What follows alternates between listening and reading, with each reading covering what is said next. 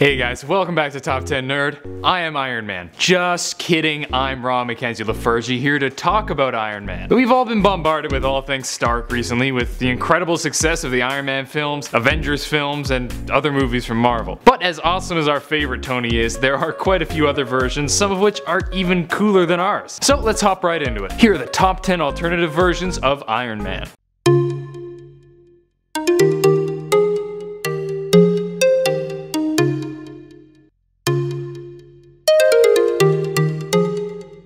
Number 10. Iron MANDRILL. If you've watched our other alternative version list, you'll be well versed in the ridiculous ways of Marvel apes. Iron Man's equivalent in the ape universe was one of the most clever names in the comic, Iron MANDRILL. It's not bad. Anthony Stark is a member of the Ape Vengers who uses a high-tech battlesuit to fight enemies. While not the coolest looking member of the Ape Vengers, I'd be remiss if I didn't include Tony's monkey version, because it looks silly and he does a pretty good job in his heroics. Number 9. Iron Lantern. In the Amalgam series we saw Iron Lantern, the amalgamation of Tony Stark's Iron Man and Hal Jordan's Green Lantern. Wearing a green suit of armor, he goes around with the best of both sets of tech. While the Iron Man tech may seem redundant next to the powers of the Lantern, Tony's brains are definitely an advantage. It was a pretty neat combination, definitely not my favorite from the comics because there are some really sick characters, but he was pretty great and looked damn cool. Number 8. Iron Maniac. First appearing in Marvel Team Up Volume 3 Number 2, we got to see an evil Iron Man, which is just swell. Iron Maniac is from a reality where the majority of the Avengers were killed by the alien Titanus since they were disassembled when he attacked. This version took on a Doctor Doom-ish identity to protect the world against a power-hungry Reed Richards. After being transported to our Earth 616 by Reed Richards, he's thrown into battle with our Fantastic Four and other heroes and continues to fight them after gaining control of the LMD Diamondback. All in all, he's a really cool version of Stark, even if it is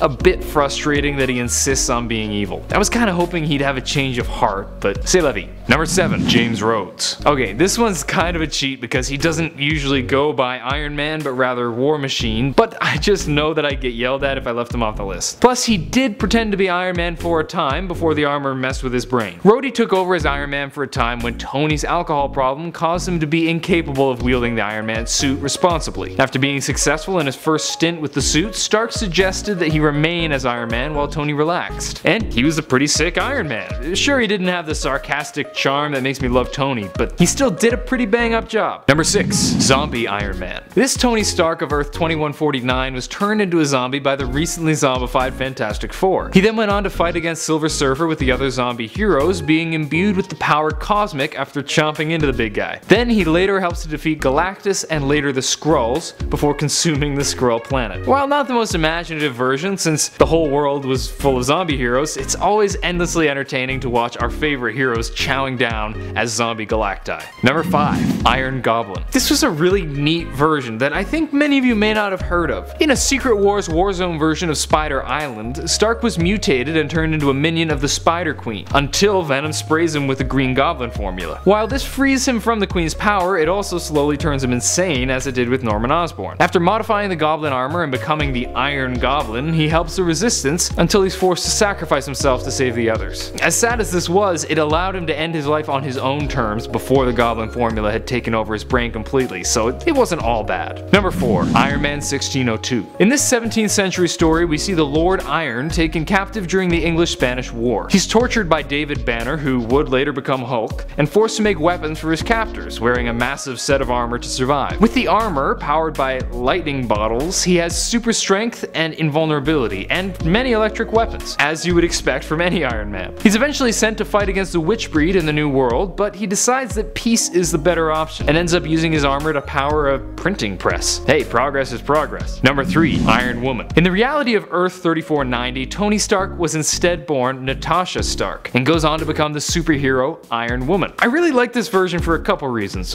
For one, there are really few versions of Stark where he's a female, so that's neat to see. Plus, this change was hugely significant in terms of plot. Since Stark was romantically involved with Steve Rogers and eventually married him, the Civil War storyline never took place. It's a really cool version and a pretty well thought out storyline. Number 2. AVATAARS Iron Man. In the miniseries AVATAARS Covenant of the Shield, the Iron Man of Earth was Ironheart, a champion of the realm with a huge set of armor which gave him incredible strength. This is probably one of the most straight up badass Iron Mans out there, just this hulking Goliath who smashes smash his head is in a fantastical world. He fights a fair bit against the 6 most sinister, fighting Sandstorm, who's Sandman, and later Iron Cross. As many of you know, I really love the AVATAARS storyline, and Ironheart was definitely one of my favorite characters. Number 1. Age of X Iron Man. While still named Iron Man in this series, Tony prefers the name Steel Corpse, which is just morbid as hell. This is because in this reality he was infected by a disease supposedly of mutant origin that caused him to be bonded with his armor permanently, with his flesh slowly being consumed by his armor. He joins the Avengers in trying to exterminate the mutants, but when an emergency override causes the suit to try to kill a group of children, he demands that Captain America end his life, which the Cap reluctantly does. This was such a cool story and really quite sad, but it was really a matter of time for him anyway. At least he was able to choose when he went. That's it for today. Hope you guys enjoyed and maybe even learned a thing or two. If you did, please smack that like button and subscribe to Top 10 Nerd for more videos. Let me know in the comments which version of Iron Man you liked most and if you'd like a part 2. Until next time, I'm Ron Mackenzie LaFurgy with Top 10 Nerd. Later, nerds.